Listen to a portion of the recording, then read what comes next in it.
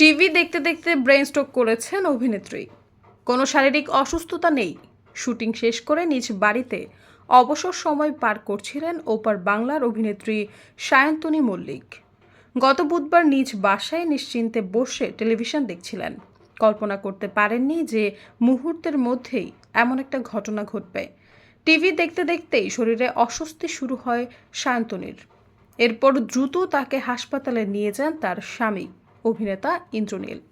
প্রাথমিক পরীক্ষার পর জানা যায় মস্তিষ্কে রক্তক্ষরণের জেরেই গুরুতর অসুস্থ হয়ে পড়েছেন সায়ন্তনী। 3 দিন হাসপাতালে থাকার পর চিকিৎসা শেষে গতকাল রবিবার ছাড়া পেয়ে বাড়িতে এসেছেন তিনি।